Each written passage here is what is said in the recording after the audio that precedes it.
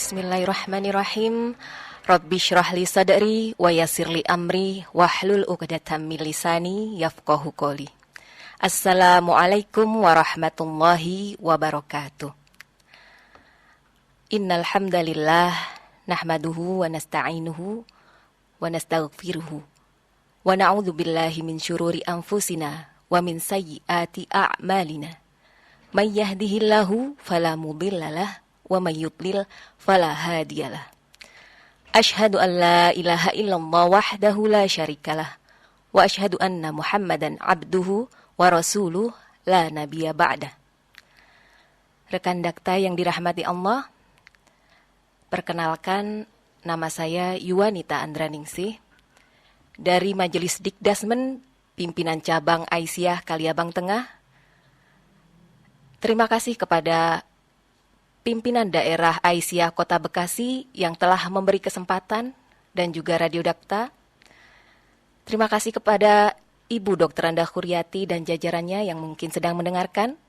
Assalamualaikum Ibu dan para asatidz kita serta rekan-rekan Aisyah dan juga rekan-rekan Dakta yang dirahmati Allah. Semoga di sore hari yang cerah ini kita bisa bersama-sama membahas tentang menghadirkan kemukjizatan Al-Quran dalam hidup kita. Rekan Dakta yang dirahmati Allah, seperti yang kita ketahui bersama, bahwa Al-Quran diturunkan kepada Rasul kita, Muhammad sallallahu alaihi wasallam, sebagai mukjizat dari sekian banyak mukjizat beliau. Al-Quran diturunkan melalui malaikat Jibril secara bertahap. Beda mukjizat Nabi lain dengan Nabi Muhammad kita adalah, kalau Nabi Musa beliau mempunyai tongkat yang bisa membelah lautan atau bisa berubah menjadi ular. Kalaupun tongkat itu kita pergunakan, mungkin kita tidak akan bisa. Kalau Nabi Isa bisa menghidupkan orang mati, membuat burung dari tanah liat, Nabi Soleh dengan unta yang muncul dari balik batu, Nabi Nuh dengan perahunya, mukjizat itu hanya khususon untuk para nabi tersebut. Sedangkan Al-Quran ini, Masya Allah, Al-Quran ini menjadi mukjizat selama-lamanya yang dari Rasulullah hingga kepada umatnya, kepada kita di akhir zaman ini. Keistimewaan Al-Quran salah satunya adalah terjaga kemurniannya hingga saat ini. Berbeda dengan kitab umat lain yang mungkin mengalami beberapa revisi. Sedangkan Al-Quran dari zaman diturunkan hingga sekarang, keasliannya tetap terjaga, Masya Allah. Kemudian Allah juga menjanjikan bahwa Al-Quran itu mudah dihafal, meskipun bukan bahasa kita. Walaqad yassarnal Qur'ana. Selain itu, Al-Quran juga mempunyai mukjizat berupa bahasa. Yang bahasa ini tidak bisa disamai oleh makhluk yang membuat Al-Quran. Sebagaimana kita ketahui, ada seorang nabi palsu yang bernama Musailamah Al-Kadzab. Pada zaman setelah Rasulullah wafat, dia berusaha untuk membuat Al-Quran dengan ayat-ayatnya yang palsu, karena beliau adalah dia adalah seorang sastrawan yang mumpuni pada saat itu. Pada zaman syair atau syair diagungkan di Arab, si Musailamah Al-Kadzab ini berusaha menyaingi Al-Quran. Namun bahasanya tentu saja sangat dangkal dan tidak mempunyai pengertian yang dalam seperti Al-Quran. Dan ini bisa dirasakan oleh para pembacanya, para pendengarnya. Al-Quran juga mempunyai keistimewaan sebagai obat hati dan petunjuk. Juga sebagai syafaat dan pahala. Dan seperti yang kita ketahui bersama bahwa Al-Quran merupakan sumber hukum dan akidah, sumber hukum tertinggi dalam agama Islam. Dan membacanya juga merupakan suatu ibadah. membaca Al-Quran bernilai ibadah, berbeda dengan membaca buku ataupun berita ataupun kitab yang lain. Rekan-rekan dakta yang dirahmati Allah, Al-Quran mempunyai beberapa nama-nama. Yang pertama, Alkitab, artinya kitab. Seperti yang dijelaskan di surah Al-Baqarah ayat 2, Dzalikal kitabu la raiba fihi hudal lil muttaqin. Kemudian juga mempunyai nama lain yaitu Al-Huda, artinya petunjuk. Kemudian yang ketiga adalah Al-Furqan, pembeda antara yang benar dan yang salah. Kemudian ada Asy-Syifa, artinya penyembuh. Ada Adz-Dzikr, artinya pemberi peringatan. An-Nur, artinya cahaya. Al-Mau'idhah, artinya nasihat. Ar-Ruh, artinya ruh. Kemudian Al-Haq, artinya kebenaran. Ar-Rahmah, artinya rahmat atau kasih sayang.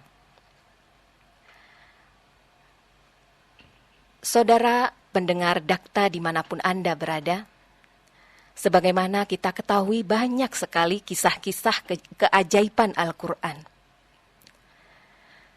Keajaiban Al-Quran ini dari sisi ilmiah dan geografis pun ada. Seperti kisah atau penelitian ya tentang asal-usul alam semesta ini. Penjelasan bahwa bumi dan langit awalnya menyatu kemudian dipisahkan Allah dan dari air kehidupan bermula sudah termaktub di surah Al-Anbiya ayat 30 sejak abad ke-6 sampai ke-7. Dan hal ini terbukti dengan penemuan seorang astronom bernama George Lemaitre pada tahun 1927 atau abad ke-19. Masya Allah. Kemudian ada juga embriologi. Nah, peristiwa dijelaskan proses pembentukan janin manusia secara rinci yang ada sudah termaktub di Al-Quran sejak abad ke-6 yang lalu, yaitu di surat Al-Mu'minun ayat 12 hingga 14. Kemudian ada fenomena alam yang mengungkap seperti fakta dua air laut yang tidak bercampur di surah ke-55, surah Arusul Quran atau surah Ar-Rahman ya, ayat 19 hingga 21. Kemudian ada gunung berapi di dasar laut yang sudah termaktub di Quran di surah At-Tur ayat 6, wal bahril masjur. Dan gunung-gunung sebagai pasak bumi, wal jibala autada, surah An-Naba ayat 7 dan lain sebagainya. Banyak sekali fenomena alam ini yang tak terbantahkan ya, terbukti dengan penelitian-penelitian sains dan teknologi. Masya Allah. Kemudian ada satu ramalan Romawi ya, di surah Ar-Rum ayat 1-7 yang memberitakan kekalahan bangsa Romawi oleh Persia di Ardil Adna. Pada zaman dahulu, para sahabat mengartikan Ardil Adna adalah bumi terdekat atau tempat terdekat. Karena memang secara geografis, Ardil Adna itu terletak di Laut Mati yang dekat dengan Jazirah Arab.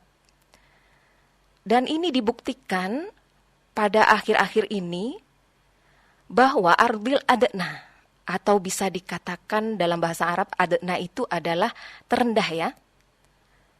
Dan ini ternyata penelitiannya memang benar. Bahwa Ardil Adna yang dimaksud itu memang kawasan terendah di dunia, yaitu 430 meter di bawah permukaan laut. Ini disitir dari Ensiklopedia Britania. Selain itu, keajaiban Al-Quran ini, Masya Allah, ada keajaiban spiritual dan kisah nyata ya. Kalau kita ingat kembali kisah sahabat Umar bin Khattab. Beliau masuk Islam karena mendengar adiknya membaca surah Toha. Beliau yang terkenal dengan perangainya yang sangat keras, akan lembut hatinya setelah mendengarkan Al-Quran yang dibacakan oleh Fatimah bin Khattab. Masya Allah. Dan ketika masuk Islam pun, perangai beliau menjadi lembut dan tegas. Berbeda sekali ketika beliau masih menjadi kaum musyrikin. Kemudian ada juga kisah sahabat yang selamat dari racun karena kecintaannya pada Al-Quran. Ada satu riwayat mengatakan beliau adalah Abi Muslim atau sahabat yang gemar membaca Al-Quran. Beliau dikirim manisan yang beracun dari seorang wanita musyrikin yang mengutus 2 anaknya. Maka ternyata setelah dimakan dengan membaca basmalah, beliau tidak terdampak oleh racun itu. Bahkan yang malah meninggal dunia adalah kedua anak wanita musyrikin itu. Ini terdapat di surah Al-Isra ayat 7 ya. Ungkapan yang sangat masyhur, in ahsantum li anfusikum wa in asatum falaha. Jadi ketika kita berbuat baik, maka kebaikan itu untuk kita. Dan berbuat jahat, maka demikian pula akan kembali kepada kita. Sahabat Dakta yang dirahmati Allah, ada satu kisah juga dari ustadzah saya di Malang ya. Ada seorang sahabat beliau, murid beliau, yang kisah ini juga masyhur mungkin ya. Jadi beliau itu terkena penyakit gula atau diabetes. Kemudian beliau tidak bisa melihat dengan sempurna. Dan beliau terapi dengan Al-Quran atas keyakinan beliau.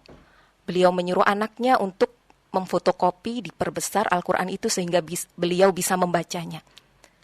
Tak tanggung-tanggung, 5 juz per hari beliau membaca Al-Quran. Dan Masya Allah, sungguh benar-benar mukjizat itu ada. Al-Quran sebagai asyifa itu ada. Beliau kemudian sembuh. Masya Allah. Beliau bisa melihat kembali normal. Dan sekarang menjadi pengajar Al-Quran di sebuah lembaga di daerah Kepanjen, Malang. Ada juga kisah seorang dokter yang meneliti sel kanker. Sel kanker akan diam saat dibacakan Al-Quran. Masya Allah. Banyak sekali kisah tentang keajaiban Al-Quran ini. Ada juga mantan narapidana yang mendapat hidayah dan menjadi guru mengaji setelah mendalami Al-Quran selama di penjara. Ada juga kisah-kisah masyhur ilmuwan ateis yang mereka itu sebenarnya meneliti Al-Quran untuk mendebat Al-Quran. Tapi qadarullah, mereka malah mendapatkan hidayah dengan apa yang mereka pelajari itu. Misalnya Maurice Bucaille, ahli bedah Prancis ya. Dia menemukan keselarasan ilmu pengetahuan dengan Al-Quran. Dan akhirnya beliau masuk Islam. Jeffrey Lang, seorang profesor matematika Amerika Serikat, yang kagum dengan isi Al-Quran yang menjawab pertanyaannya. Ada Gary Miller, matematikawan Kanada yang terkesan dengan konsistensi dan wawasan ilmiah Al-Quran. Masya Allah. Sahabat Dakta yang dirahmati Allah. Hal ini menunjukkan bahwa mukjizat Al-Quran itu bisa dirasakan oleh semua kalangan.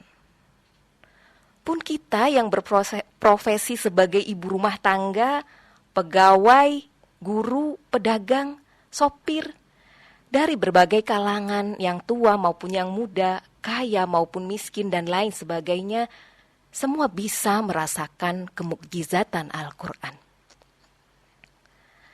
Ada satu resep yang pernah saya amalkan dan sering saya amalkan.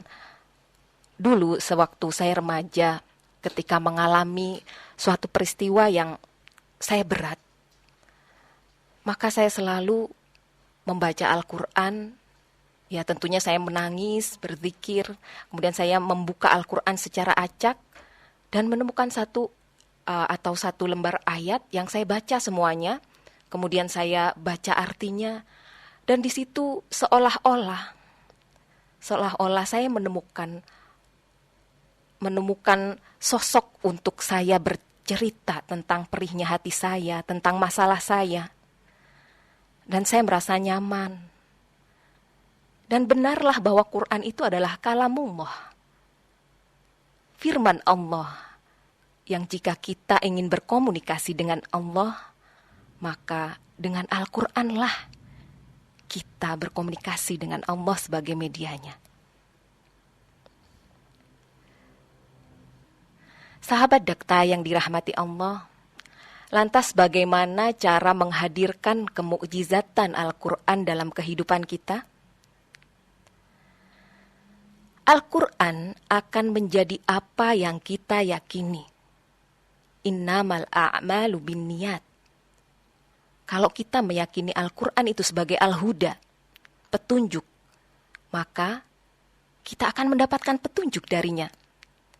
Kita meyakini Al-Qur'an sebagai asyifa, sebagai obat, maka kita pun akan mendapatkan obat darinya.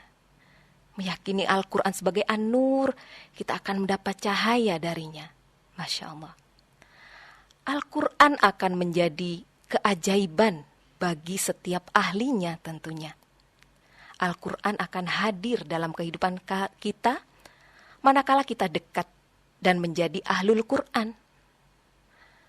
Ada satu hadis dari Anas bin Malik. An Anas bin Malik qala Rasulullah sallallahu alaihi wasallam, inna lillahi ahlina minan nas. Qalu ya Rasulullah manhum? Qala hum ahlul Qur'an, ahlullah wa khassatuhu. Dari Anas bin Malik dia berkata, Rasulullah sallallahu alaihi wasallam bersabda, sesungguhnya Allah mempunyai banyak ahli atau keluarga dari kalangan manusia. Para sahabat bertanya, wahai Rasulullah, siapakah mereka? Beliau bersabda, ahli Qur'an adalah ahli Allah dan orang-orang khususnya. Hadis riwayat Ibnu Majah. Dari hadis itu kita bisa simpulkan bahwa pengertian ahlu Qur'an itu adalah sebutan untuk orang yang menjadikan Al-Qur'an sebagai pedoman hidup.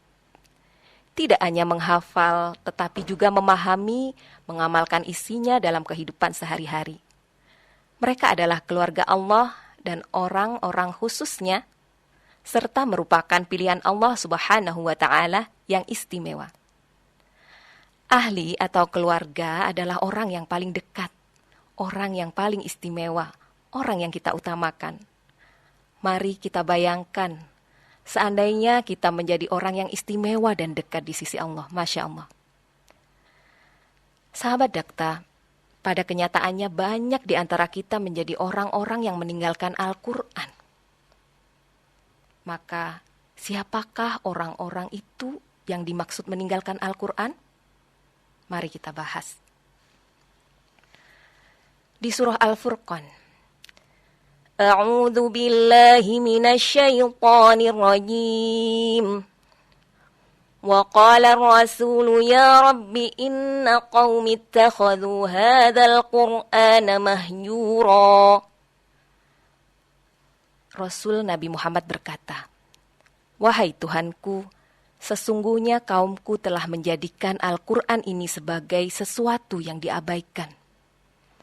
Menurut Syekhul Ibnu Taimiyah, beliau mengatakan, barang siapa tidak membaca Al-Qur'an, sungguh ia telah meninggalkannya. Barang siapa membacanya, namun tidak mentadabburinya, ia pun tergolong orang yang meninggalkannya.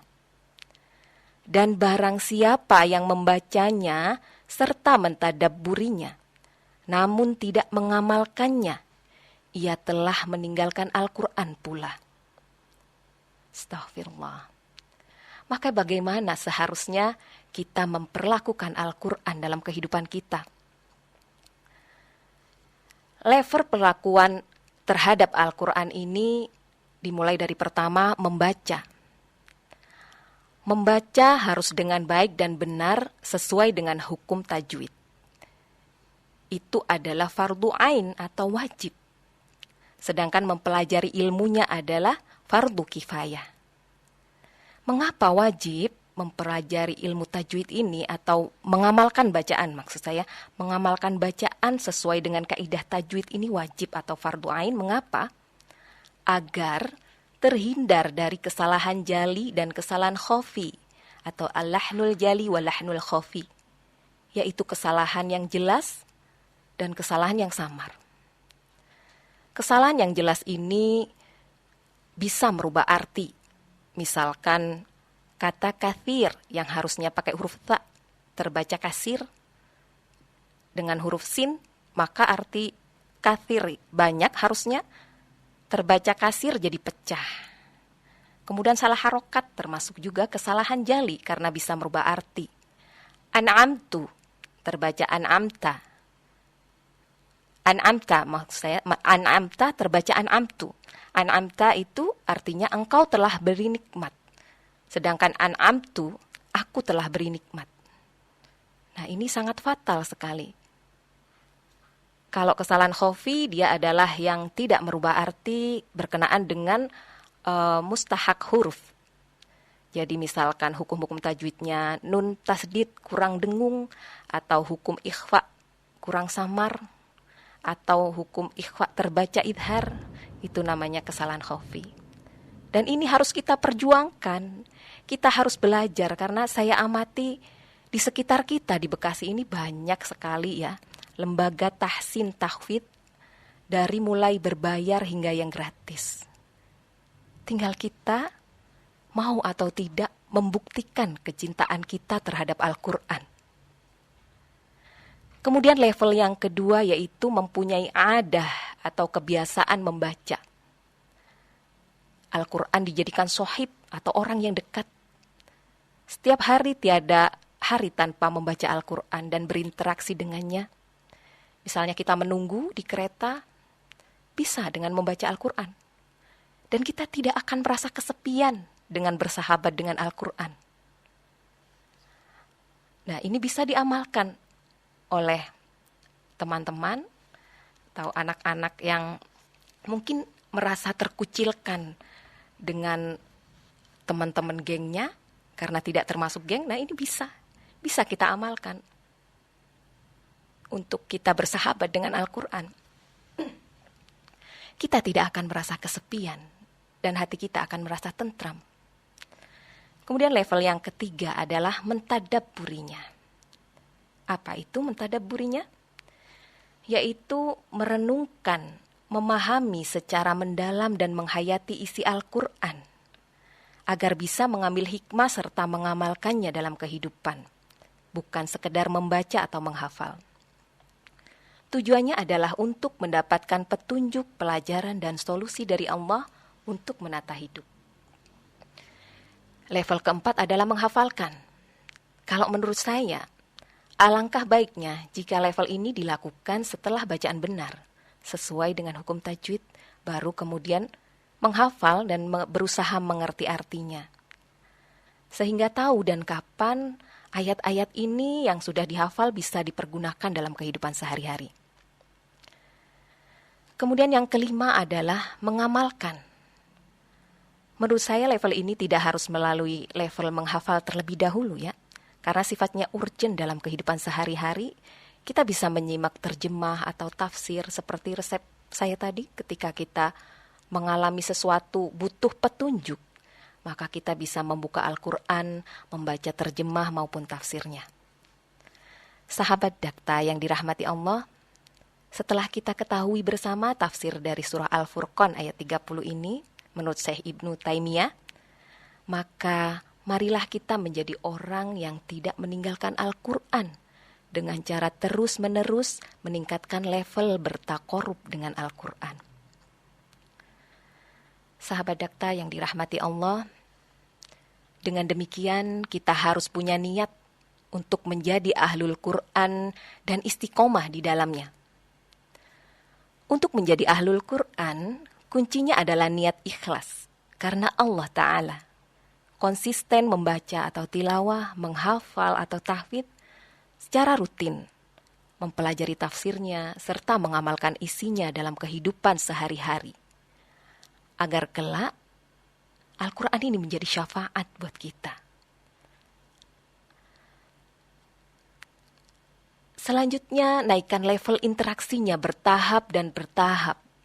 Jangan pernah merasa puas setelah melakukan satu level interaksi. Misalnya membaca, sudah bisa dengan hukum tajwid, sudah benar, maka terus berusaha untuk meningkatkan level kita dalam bersahabat, berakrab-akrab dan berinteraksi dengan Al-Quran ini dengan sedekat dan seintim mungkin dengan Al-Quran. Jangan merasa puas di tahapan yang ada mulai sekarang juga. Marilah kita pelajari, tingkatkan terus, hingga Allah menjemput kita dalam keadaan termulia sebagai ahlul Quran.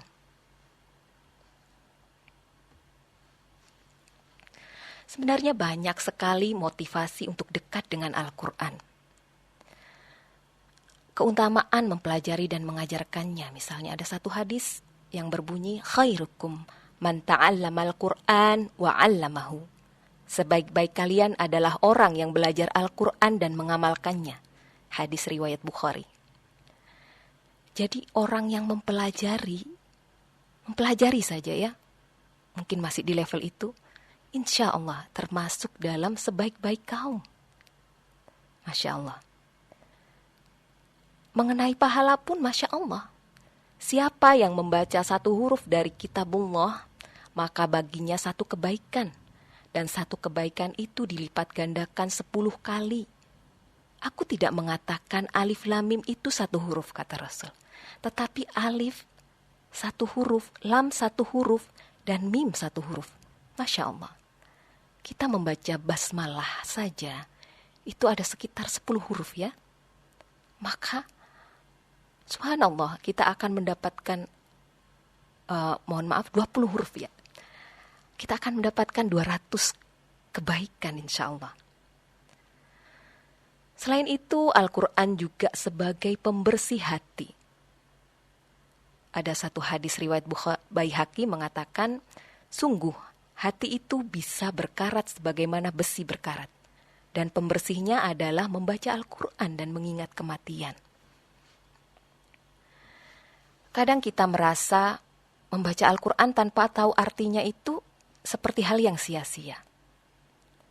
Ada satu kisah seorang murid yang bertanya kepada gurunya, "Wahai guru, aku sudah membaca Al-Quran setiap hari, namun aku tidak mengerti artinya. Apakah ini suatu kesia-siaan?"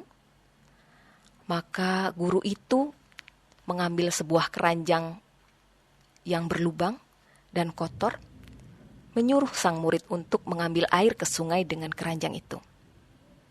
Sang murid pun melakukannya. Dan kembali kepada gurunya, "Wahai guru, aku tidak bisa membawakanmu air karena keranjangnya berlubang." "Ambil kembali," kata gurunya. Sang murid pun melaksanakan titah gurunya. Beberapa kali bolak-balik.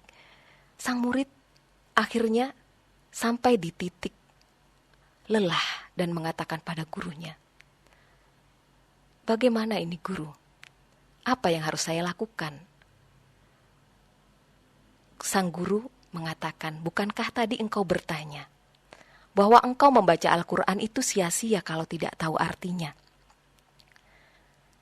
Hatimu itu seperti keranjang ini. Lihatlah sekarang apa yang terjadi pada keranjang ini. Keranjangnya bersih, wahai guru. Itulah Al-Quran. Meskipun tidak tahu artinya, Al-Quran ini menjadi seperti air yang membersihkan hati-hati kita yang kotor." Masya Allah. Orang yang mahir membaca Al-Quran akan bersama para malaikat yang mulia lagi taat. Sedangkan orang yang membaca Al-Quran dengan terbata-bata, maka dia mendapat 2 pahala. Hadis ini tentunya bukan menjadi pembenar untuk kita tetap di level terbata-bata ya sahabat dakta. Kita harus semangat untuk memperbaiki bacaan kita. Bukankah setiap huruf itu bernilai ibadah? Dan ingatlah bahwa Al-Quran nanti akan menjadi syafaat di hari kiamat. Hari di mana tidak ada yang bisa menolong kita.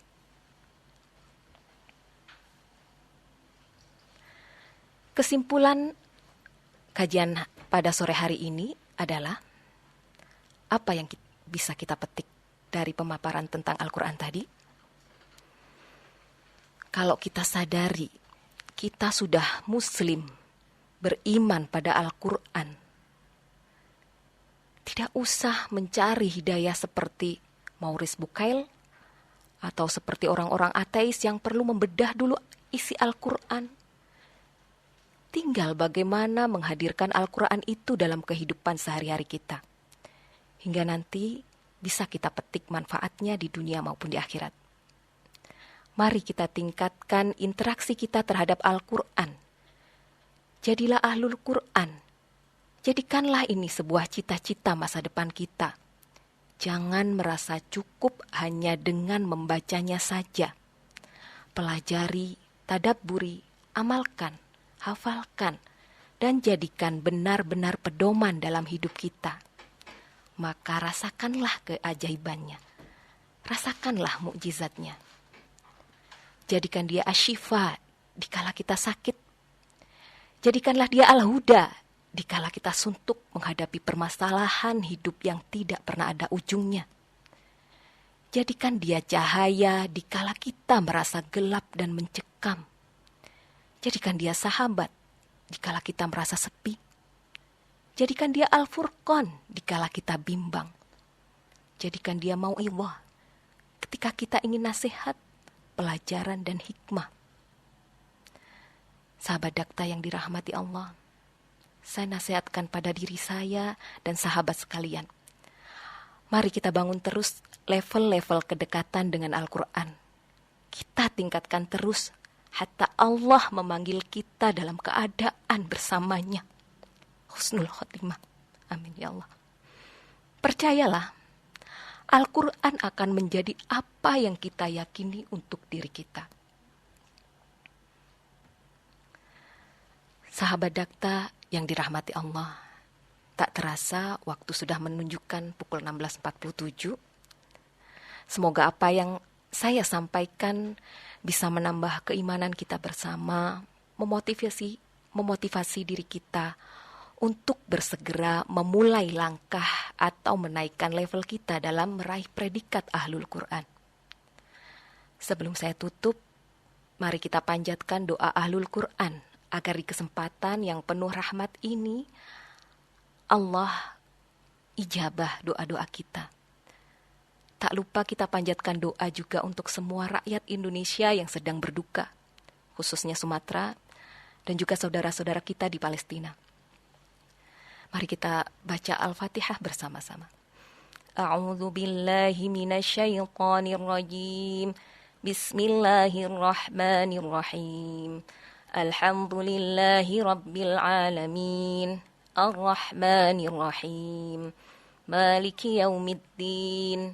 Iyyaka na'budu wa iyyaka nasta'in. Ihdinas siratal mustaqim.